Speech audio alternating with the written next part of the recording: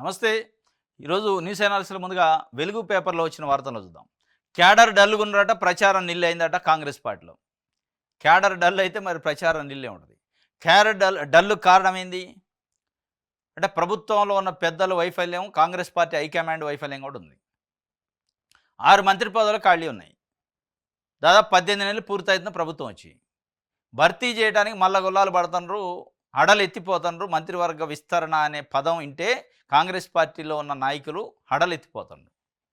ఎవరికి ఇయ్యకపోతే ఏం కంట వస్తుందో, ఏం చేయాలనే పరిస్థితుల్లో, అనివార్యమైన పరిస్థితుల్లో గడిచిన ఏప్రిల్‌లో భర్తీ కావాల్సిన దాదాపు ఇక అయిపోయింది. రాజ్‌భవన్ కూడా సమాచారం పోయిందనే స్టేజ్‌లో ఆల్ ఆఫ్ సడెన్‌గా వాయిదా వేశారు జానారెడ్డి గారి లెటర్‌తోని. అంటే ఏ పరిస్థితుల్లో ఉంది మరి ప్రచారం నిల్లుండకపోతే, క్యాడర్ డల్ ఉండకపోతే ఏముంటది? 6 మంత్రి పదవులను భర్తీ చేసుకోలేని పరిస్థితి. పీసీసీ కార్యవర్గం దాదాపు కొత్త అధ్యక్షుడొచ్చి అర్ధ సంవత్సరం అయింది. దానికి కార్యవర్గం లేదు. కార్యవర్గాన్ని నింపే పరిస్థితి కూడా లేదు. నామినేటెడ్ పోస్టులు ఫస్ట్‌లో ఏదో ఒక 35 ఇచ్చారు. అందులో బీసీలకు అన్యాయం జరిగింది, ఎస్సీలకు అన్యాయం జరిగిందని పెద్ద ఎత్తున అసంతృప్తి ఉంది. మళ్ళా కొత్తయి ఇస్తామన్నారు, ఇంతవరకు లేదు. అడ్రస్ లేవు. ఈ మధ్య ఇన్ఫర్మేషన్ కమిషనర్ పోస్టులు ఇచ్చారు. దాంట్లో ఒక బీసీకి కూడా ఇయ్యలే. మరి ఏ రకంగా క్యాడర్ అంటే ఎవరు? ఎస్సీలు, ఎస్టీలు, బీసీలు, మైనారిటీలు, మెజారిటీ వర్గం ప్రజలు క్యాడరు. కామారెడ్డి డిక్లరేషన్ పేరుతోని బీసీలకు 42% రిజర్వేషన్లు ఇచ్చి స్థానిక సంస్థలలో ఎన్నికలు పెడతాం అన్నారు.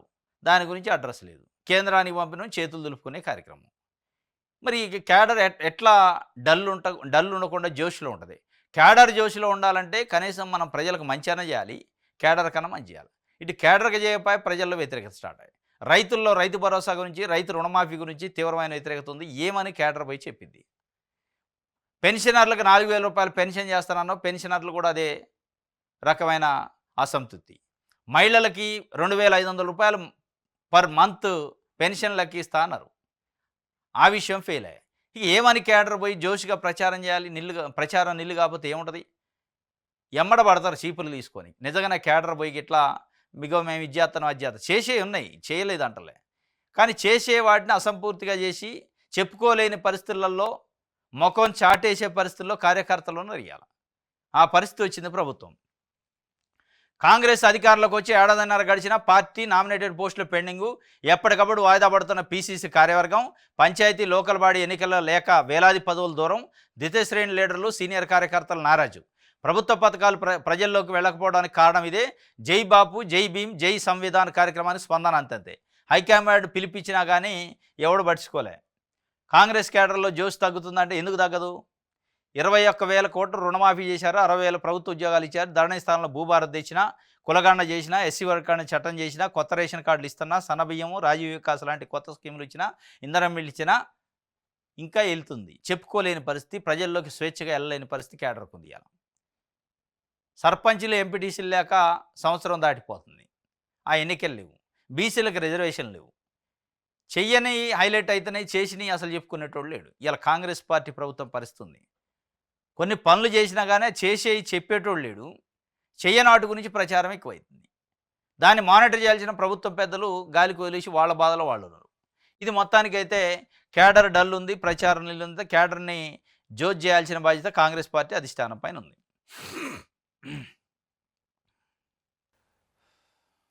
ఇది వెలుగుకు సంబంధించి సాక్షి చూద్దాం. కేసీఆర్కి నోటీసులు, 5న విచారణకు హాజరు కావాలన్న PC Ghosh commission. Kaleshwaram project నిర్మాణంలో అవకతవకలు ఆరోపణలపై విచారణ జరుగుతున్న కమిషన్. మాజీ మంత్రులు హరీష్ రావు, ఈటెల రాజేందర్కు కూడా నోటీసులు. 6న హరీష్, 9న ఈటెల రావాలని పిలుపు. వ్యక్తిగతంగా హాజరు కావాలని సూచన. వారు కోరితే వర్చువల్గా విచారించేందుకు అవకాశం.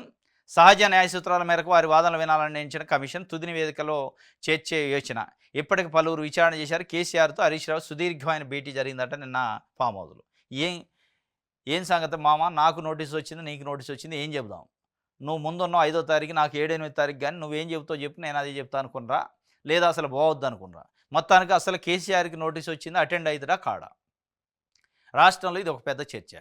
కేసీఆర్కి గతంలో విద్యుత్ ఒప్పందాలపైన కూడా నోటీస్ వచ్చింది. ఆ నోటీస్ పైన సుప్రీంకోర్టు దాకా పోయిండు. ఇక దాని తర్వాత రాలే ఆయనకి నోటీసు, దానికి హాజరు కూడా కాలే.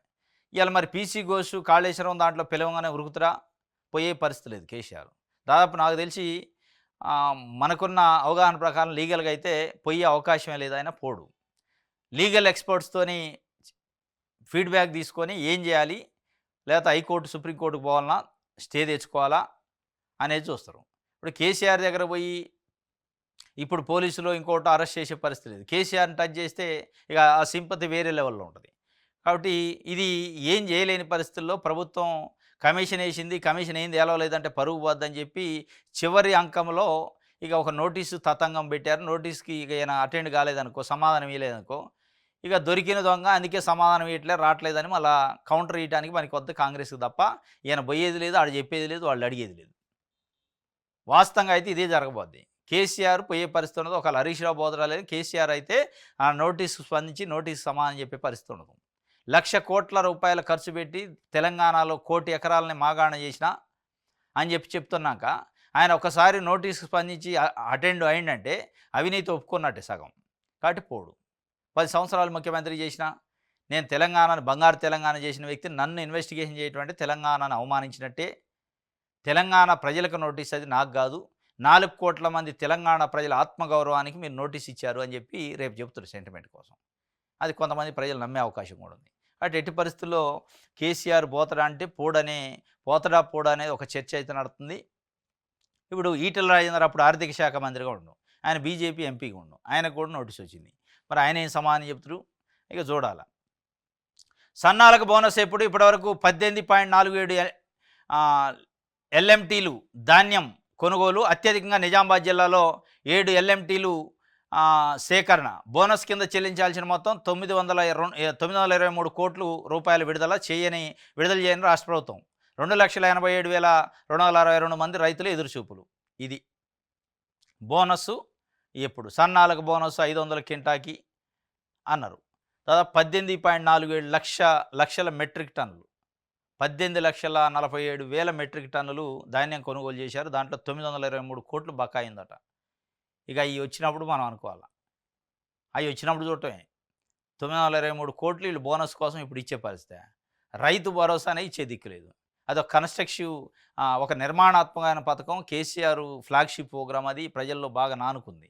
దాన్నే ఇచ్చే పరిస్థితి లేదు. ఇది 923 కోట్లు, 2,87,000 మంది రైతుల పరిస్థితి ఇక తర్వాత చూసుకోవటమే.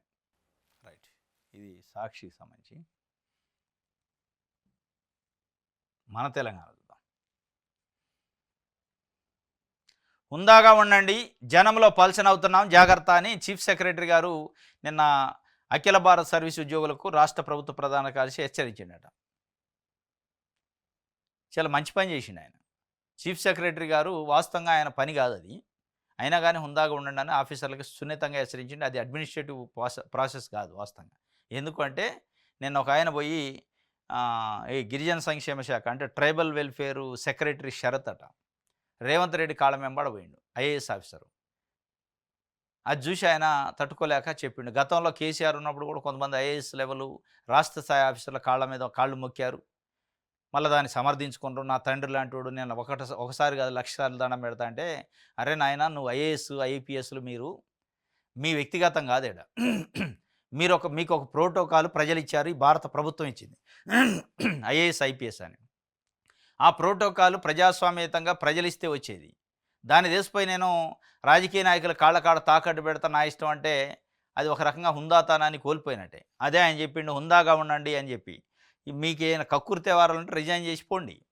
ఐఏఎస్లు అయినా ఐపీఎస్లు అయినా కక్కుర్తి వ్యవహారం, మీరు రాజకీయాల్లోకి రావాలో, టికెట్ రావాలనో, ఎమ్మెల్యే ఎంపీఓ లేదా మంత్రులు కావాలన్న ఆలోచన ఉంటే రిజైన్ చేసి అది అక్కడ పెట్టి నువ్వు ఇష్టం వచ్చినట్టు పో, ఎవడు కాళ్ళ మీద పడు, ఎవడొద్దండు.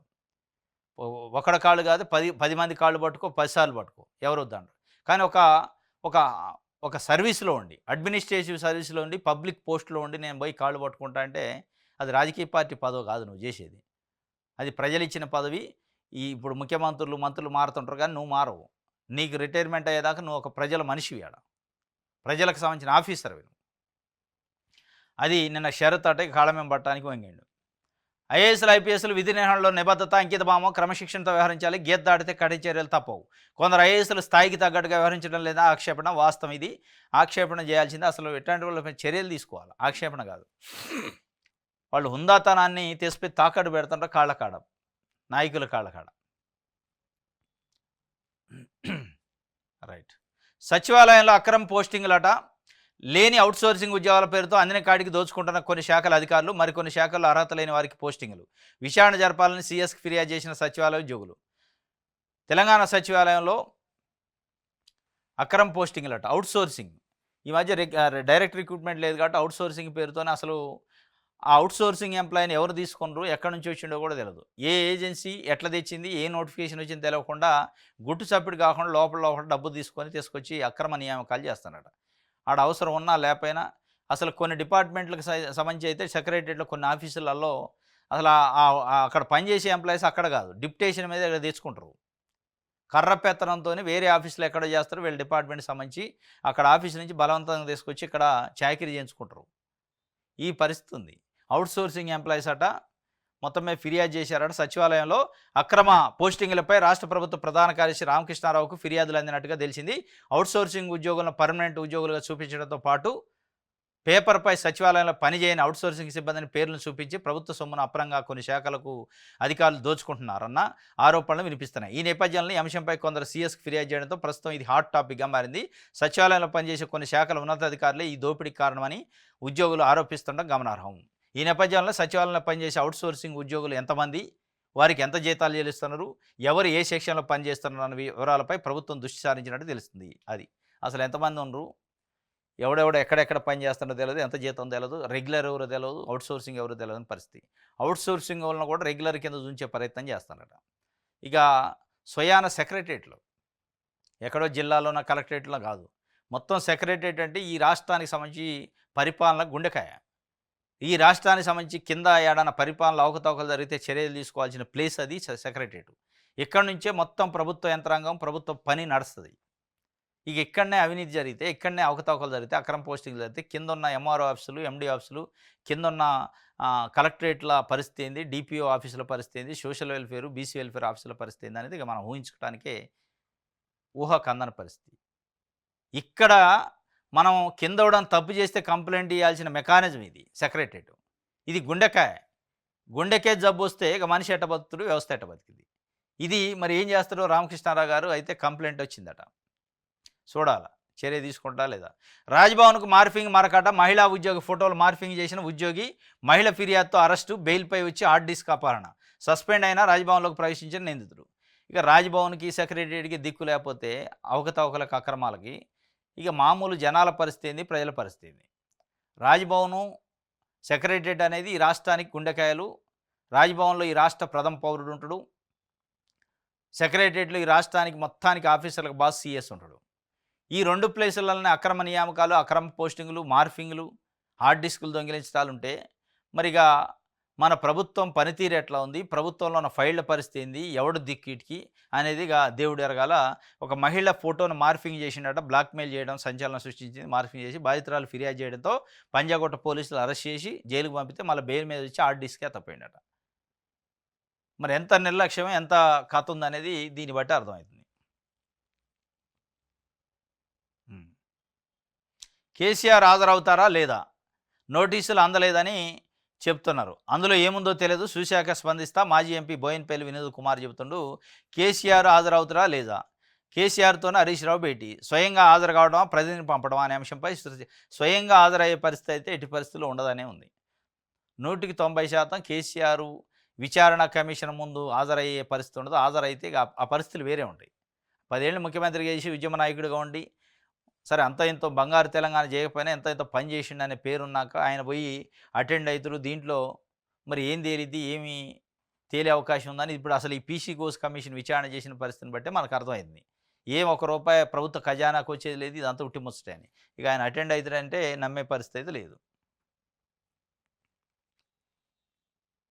దిశ పేపర్ జూలైలో స్థానిక ఎన్నికలట, అందుకు సిద్ధమవ్వండి, ప్రజలకు అందుబాటులో ఉండండి అని సీఎం గారు చెప్తుండు అధికారులకి. అయితే అధికారులకి వాళ్ళ నియోజకవర్గంలో ఉన్న ఎమ్మెల్యేలకి. జూలైలో స్థానిక సంస్థలు ఎట్టెట్ట ఏ పద్ధతిలో ఉంటాయి జూలైలో? బీసీల రిజర్వేషన్ల పరిస్థితి ఏంది? 42% అయిద్ది అది జూలైకి? అయ్యే పరిస్థితి ఉందా? ఇవన్నీ దొంగతిరుగుడు డొల్ల మాటలు తప్ప. ఎట్లా ఇది జూలైలో? ఎన్ని నెలలు ఉంది జూలై అంటే? మే అయిపోవచ్చింది, జూన్ 1 ఉంది, మధ్యలో 30 రోజులు ఉంది. ఏ రోజన్నా మీరు మోడీకి ఫైల్ పంపిన తర్వాత 42% రిజర్వేషన్ పైన ఢిల్లీ పోయి కలిశారు అఖిలపక్షాన్ని తీసిపోయి. దానిపైన ఒత్తిడి తెచ్చారా? ఈలోపు కేంద్రమే కులగణన చేస్తాం జనగణన అని చెప్పిన తర్వాత మీరు ఏ పద్ధతిలో రేపు ఎన్నికలు పెడతారు? అంటే కేసీఆర్ పెట్టిన 23%తో ఎన్నికలు పెడితే ఇక మీ డిక్లరేషన్ ఏంది? మీరు చెప్పింది మాటలేంది? మేనిఫెస్టో ఏంది? విలువేముంటది? 2 నెలలకు ఒకసారి ముఖ్యమంత్రి గారు అప్పుడప్పుడు చెప్తుంటాడు అధికారులను, నాయకులను పిలిచి స్థానిక సంస్థల ఎన్నికలు ఉంటే రెడీగా ఉండండి అని చెప్తా ఉంటాడు. మరి దేనికి ఇది సంకేతం? అంటే ఎన్నికలు నిర్వహించట్లేదని అపవాదు లేకుండా ఉండడానికి ఏదో అప్పుడప్పుడు గుర్తు చేస్తున్నట్టుంది తప్ప నిజంగానే నిర్వహించే తతంగం ఉంటే ఇది ఉండదు. రైట్. ఇంజనీరింగ్లో మేనేజ్మెంట్ దందా టాప్ కాలేజీలో సిఎస్సి గ్రూప్ సీటుకు సుమారు 25 లక్షలట, మరికొన్ని చోట్ల 18 లక్షల వరకు డిమాండు. కాలేజీ యాజమాన్యాల ఇష్టారాజ్యం, కొన్ని కోర్సులు భారీగా వసూళ్లు, చేతులెత్తేస్తున్న ఉన్నత విద్యామండలి. ఇంజనీరింగ్ మేనేజ్మెంట్ దందా నడుతుందట ఇంజనీరింగ్లో. ఇది ఇవాళ జరిగేది కొత్తగా ఏం కాదు, పాతదే ఇది. 25 లక్షల రూపాయలట ఒక సీటుకి సిఎస్సిలో మేనేజ్మెంట్. అందరూ అధికారులు, మంత్రులు, ఐఏఎస్లు, మొత్తం ఆఫీసర్లకి education secretary, higher education council chairman, secretary అందరికీ తెలిసింది ఇది. అందరి కళ్ళ ముందే దొంగతనం జరిగింది, కానీ ఎవరు దాన్ని పట్టుకోరు, కళ్ళు అప్పగించి చూస్తారు. అందరికీ తెలుసు, అందరు చూస్తుంది, కళ్ళ ముందు చూసుకుంటూనే జరుగుతుంది ఈ ఇంజనీరింగ్ మెడికల్ కాలేజీల్లో మేనేజ్మెంట్ దందా. కానీ ప్రకటనలు ఇస్తారు, మేనేజ్మెంట్ దందా జరగనీయం, కఠిన చర్యలు తీసుకుంటాం అంటాడు. కళ్ళ ముందే జరుగుతుంది, కఠిన చర్యలు లేవు, మన లేవు, ఉటిదే ఇదంతా. ఎందుకు జరగవంటే ఈ కాలేజీలన్నీ మళ్ళీ ఎవరు? వీళ్ళని పోషించే రాజకీయ నాయకులే, వీళ్ళకి పోస్టింగ్లు ఇచ్చే రాజకీయ నాయకులే కాలేజీలు. అది ఏ పార్టీ అయినా కానీ, కాంగ్రెస్ కావచ్చు, బీఆర్ఎస్ కావచ్చు, బీజేపీ కావచ్చు, ఎవరైనా కావచ్చు. ఇదే మల్లారెడ్డి బీఆర్ఎస్ పార్టీ హయాంలో, ప్రభుత్వ హయాంలో మంత్రిగా ఉన్నప్పుడు రేవంత్ రెడ్డి తొడలు కొట్టిండు, మల్లారెడ్డి కూడా తొడలు కొట్టిండు. మొత్తం నువ్వు చెరువులు కబ్జా చేసినావని రేవంత్ రెడ్డి అండు. మరి కబ్జా చేసిన చెరువులు 18 నెలలు అది మీరు ముఖ్యమంత్రి అయ్యి ఎందుకు ప్రజలకు అప్పచెప్పట్లా? కబ్జాని మల్లారెడ్డి నుంచి విముక్తి చేసి ఏంది దాంట్లో ఉన్న మతలబు? అంటే ఎవడైనా అదే తాను ముక్కలు. అందరు రాజకీయాల్లోకి వచ్చేది దోపిడీ చేయడానికి, కబ్జాలు ఇట్లా ఇంజనీరింగ్ సీట్లు, మెడికల్ సీట్లు అమ్ముకోవడానికి, కాలేజీలు పెట్టడానికి, విద్యను వ్యాపారం చేయడానికి. విద్యార్థుల్ని ఇవాళ విద్యార్థుల లెక్క చూడలే, కస్టమర్ల లెక్క చూస్తాను. విద్యార్థి అంటే సర్వీసు, విద్య అంటే సర్వీసు, దాంట్లోకి వచ్చే వాళ్ళని విద్యార్థులు అంటారు. వాళ్ళని మా కస్టమర్స్ లెక్క చూస్తారు. కస్టమర్ అంటే ఏంది? వ్యాపారం చేసేటోడు కస్టమరు, వీళ్ళు చేసేది వ్యాపారం. దీనిపైన ఏం చర్యలు ఉంటాయంటే ప్రతి సంవత్సరం జూన్లోనో మేలోనో ఒక ప్రకటన వస్తుంది, విద్యాశాఖ నుంచి ఒక ప్రకటన. మేనేజ్మెంట్ కోటాలో అక్రమాలు చేస్తే చర్యలు ఉంటాయని ఒక ప్రకటన వద్ద, దాన్ని చూసి చదువుకొని మనం సంతోషపడాలి తప్ప చర్యలు ఉండవు, ఉట్టిదే ఇదంతా. ఇది జరుగుతుందట. మరి చేతులు ఎత్తేసిందట ఉన్నత విద్యామండలి. చేతులు ఎత్తైపోతే ఏం చేద్దాం? అందరూ ఎమ్మెల్యేలు, ఎంపీలు, మంత్రులు, రాజకీయ పార్టీ నాయకులే అయ్యి వాళ్ళంతా త్యాగం ఉన్నది. వీళ్ళు పోయి కాళ్ళు మొక్కేటోళ్ళే ఆఫీసర్లు ఉన్నాక, ఐఏఎస్ ఆఫీసరే కాళ్ళు మొక్కుతుంటే ఇక ఏం చేస్తారు ఎవడైనా? కాబట్టి ప్రజలే మేల్కొనాల, వీళ్ళకి బుద్ధి చెప్పాలి ఇట్లాంటి వాళ్ళకి. రాజకీయ కుట్రే, వేచి చూద్దాం, నిపుణులతో చర్చించాక తదుపరి నిర్ణయమని. ఎక్కడా గీత దాటలేదు, నిబంధనల మేరకే నిర్మాణం, మంత్రిమండలి ఆమోదించాక అడుగులేశాం, భయపడొద్దు, ఫైట్ చేద్దాం. కాళేశ్వరం కమిషన్ నోటీసులపై కేసీఆర్ చెప్తుండు, మనం ఎక్కడా కూడా గీత అసలు గింత కూడా దాటలేదు అంటుండు.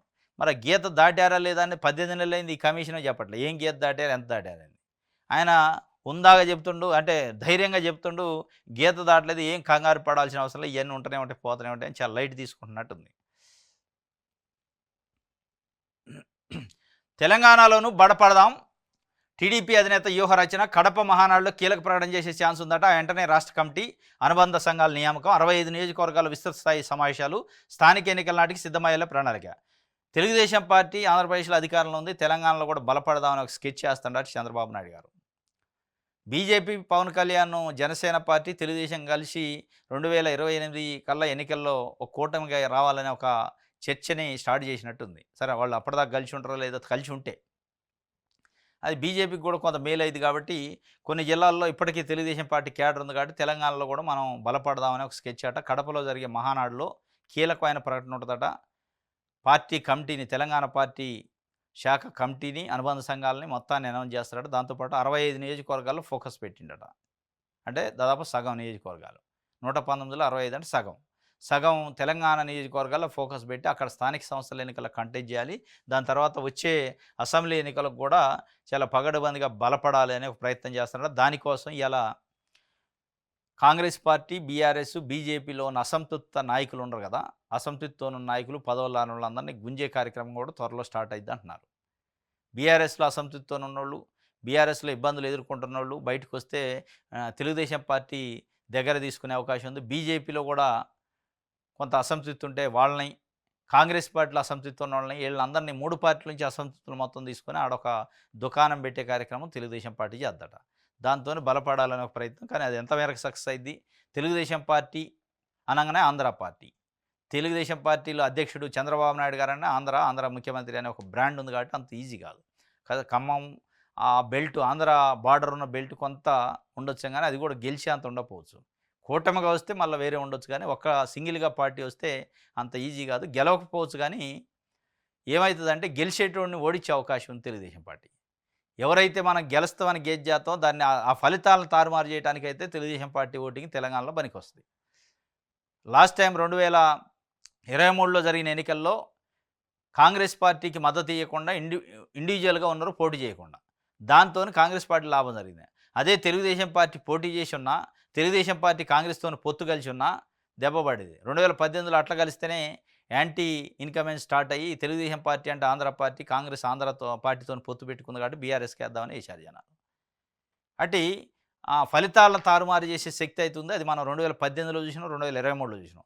2018లో కాంగ్రెస్ నీకు నష్టం జరిగింది తెలుగుదేశం పార్టీ వల్ల, 2023లో కాంగ్రెస్కి లాభం జరిగింది తెలుగుదేశం పార్టీ వల్ల. ఎందుకంటే వాళ్ళకి 2014 ఎన్నికల్లో 14.7% ఓటింగ్ ఉంది. 2018కి వచ్చేలాగా 3.5కి వచ్చారు. అంటే ఒక 3 నుంచి 5% ఇప్పటికి కూడా ఓటింగ్ పర్సెంటేజ్ ఉంది. ఏది మన టీడీపీ పార్టీకి. ఆంధ్రజ్యోతి చూద్దాం.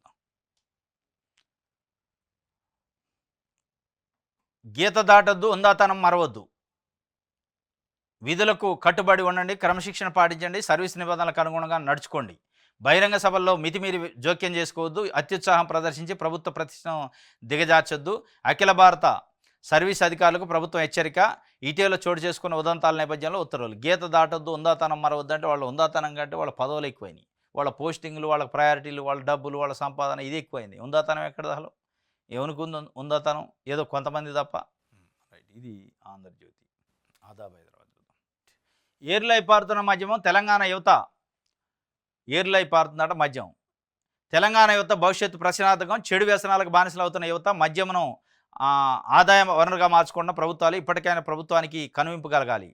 ఏర్లై పారుతుంది, ఆ ఏర్ల కట్టలు ఇష్టోళ్ళాడు, ఇంకా ఆ ఏరుకి ఇంకా వేరే పిల్లకాలువలు కలుపుతుంది ప్రభుత్వం ఎక్కడికక్కడికి. ఇంకా బెల్ట్ షాపులు, ప్రమోషన్స్, ఇంకా గమ్మత్ ఏంటంటే అసలు ఎక్సైజ్ అధికారులు ఏ నెలకు ఆ నెల టార్గెట్ అట. కొంతమంది చెప్తా ఉంటారు ఎక్సైజ్ అధికారులు టార్గెట్ పెట్టి నీ ఏరియాలో ఈసారి ఎందుకు అమ్మకాలు తగ్గినాయి, ఎందుకు అమ్మట్లేదు, ఎందుకు దాగేయట్లే ప్రజల్ని, మనకు ఆదాయం రావాలి ప్రజలకి, అదే ప్రభుత్వానికి ఆదాయం రావాలంటే ప్రజలు ఎక్కువ దాగాల. ఎక్సైజు ఆఫీసర్లను జిల్లాల వారీగా మీటింగులు పెట్టి నీ జిల్లాలో ఈ నెలలో ఎందుకు తగ్గింది ఆదాయం, ఎందుకు మందు ఎక్కువ అమ్మలేకపోయారు, ఎందుకు మీరు కోఆర్డినేట్ చేసుకోవట్లే అని అడుగుతుండ్రు. విద్యా వ్యవస్థ పైన, వైద్య వ్యవస్థ పైన మానిటర్ లేదు, మద్యం వ్యవస్థ పైన ఉంది. విద్యార్థులు ప్రభుత్వ స్కూల్లో స్ట్రెంత్ ఎందుకు తగ్గుతుందని ఏనాడు కూడా ఒక జిల్లా స్థాయిలో మీటింగ్ పెట్టి ఎందుకు తగ్గింది నీ జిల్లాలో అని డీఈఓలకు టార్గెట్ పెట్టిన వాళ్ళు లేడు. వైద్య వ్యవస్థలో ప్రభుత్వ ఆసుపత్రులలో ట్రీట్మెంట్ ఎట్టుంది, వైద్యులు మంచి పని చేస్తారా లేదా, ప్రజలు ఎట్లా ఉన్నారు, ప్రజల పరిస్థితి ఏంది, ఫీడ్బ్యాక్ అని తెలుసుకుంటూ లేడు. కానీ మద్యం విషయంలో అయితే నెల నెల మీటింగ్ జరిగింది. నీ జిల్లాలో ఎందుకు తగ్గుతుంది, తగ్గిన కాడ ఒకవేళ కరెక్టే ఉంటే ఇంకెందుకు పెంచట్లేదు అని మీటింగ్లు పెడతాను మద్యం విషయంలో. ఇక ఏర్లు అయిపోతే ఏమైంది, ఎంత దారుణమైన పరిస్థితి అంటే తెలంగాణలో వాస్తవం గతంలో హైదరాబాదు కొంత ఈ దావతులు, ఈ కల్చరు, మందు ఈ హైదరాబాద్ అవుట్స్కర్ట్స్లో ఉండేది. అది అలా మామూలు పల్లెటూరులో కూడా తెలంగాణలో వ్యాపించింది. మరీ ముఖ్యంగా తెలంగాణ వచ్చిన తర్వాత దావతల కల్చర్ ఎక్కువైంది. ఏ చిన్న దావత, అది బర్త్డే కావచ్చు, చచ్చింది కావచ్చు, పుచ్చింది కావచ్చు, బతికింది కావచ్చు, పుట్టింది కావచ్చు, ఏది వస్తే అది పిల్లలు ఇంటర్మీడియట్ 10th క్లాస్ చదివే పిల్లలు కూడా దావతలు చేసుకునే పరిస్థితి ఉంది. మందుతోని, కొత్త తిండి కాదు, మందు, బిర్యానీ, చిన్న చిన్న రోడ్ల వెంబడి దుకాణాలు, చికెన్లు, మటన్లు వాళ్ళే వండి పెడతారు. ఈ పరిస్థితి వచ్చింది. ఎంత అంటే యువత ఎటుపోతుంది, యువత ఈ పెడదారి పడితే రేపు సమాజం పరిస్థితి ఏంది, మహిళలపైన, అమ్మాయిలపైన ఏ పరిస్థితుల్లో ఉంటుంది వాళ్ళ బిహేవియరు అనేది మనం ఊహకు అందని పరిస్థితి. ఇది దురదృష్టం ఏంటంటే ప్రభుత్వం ప్రమోట్ చేస్తుంది. ఈ నేను చెప్తున్నదంతా ప్రభుత్వమే ప్రమోట్ చేసి మందుని ఎక్కువ అమ్మండి, ఎవరైనా తాగని, పిల్లలు తాగని, పెద్దోళ్ళు తాగని, మహిళలు తాగని, వృద్ధులు తాగని, ఎవరైనా తాగని, కానీ అమ్మాలి ఎక్కువ మీరు అని వాళ్ళకి టార్గెట్ పెట్టిన తర్వాత ఇక అది యువత మీద ఎవరు కాన్సన్ట్రేషన్ చేయాలి? ఏ ప్రభుత్వం అయితే యువతను కాపాడాలి, యువతని ఉపాధి వైపు, ఉద్యోగాల వైపు, చదువు వైపు తీసుకోవాలనో ఆ ప్రభుత్వమే తాగించే కార్యక్రమాన్ని ఇండైరెక్ట్‌గా చేస్తుంటే ఏరులై పారకపోతే ఏమైద్ది? దురదృష్టం ఇది. ఇంత గమ్మత్తు నేను నిన్న మొన్న ఇన్నా. ఇక్కడ బయట మాట్ ఇద్దరు ముగ్గురు ఇంటర్మీడియేట్ స్థాయి పిల్లలనుకుంటా మాట్లాడుకుంటూ పోతుండ్రు. వాళ్ళ పక్కనే ఇనిపించింది నాకు. వాళ్ళు ఏమంటున్నారంటే ఒకడు "అరే! మీరు నేను నేను చెప్తే నమ్మరు గానీ చాలా వండర్ జరిగింది మా ఇంట్లో" అంటుండు. ఏం జరిగింది అంటే, "మా నాన్నతోని కూర్చొని బీర్ తాగిన ఇయ్యాల" అంటుండు. అంటే తండ్రితోని కూర్చొని బీర్ తాగింది కూడా ఒక వండర్‌గా చెప్పుకునే పరిస్థితులు పిల్లలొచ్చారంటే దాని మీద ఎంత మోజుంది. మరి తల్లిదండ్రులు కూడా పిల్లల్ని ఎటువైపు తీసుకుపోతుండ్రు. పిల్లల ముందు తాగటమే వేస్ట్ ముచ్చటది. ఇక పిల్లలతోని కూర్చొని తాగటం అంటే ఇక వాడిని ప్రమోట్ చేస్తున్నట్టుగా పిల్లలు కూడా ఒకవైపు ప్రభుత్వమే ప్రమోట్ చేస్తుంది. యువతని మందు వైపు తీసిపోయే కార్యక్రమం చేస్తుంటే పిల్లల్ని సరైన ట్రాక్‌లో తీసుకోవాల్సిన తల్లిదండ్రులు కూడా అదే పరిస్థితి చేస్తే ఇక ఎటుపోద్ది వ్యవస్థ. అంటే ఇది చాలా ప్రమాదమైన సంకేతాలు వినిపిస్తున్నాయి. ఏరులై పారుతుందట మద్యం. ఇది ఆదాబ్ హైదరాబాద్ సంబంధించి. ఇది ఈరోజు న్యూస్ అనాలిసిస్. రేపు తాజా వార్తలతో తిరిగి కలుసుకుందాం. Thank you.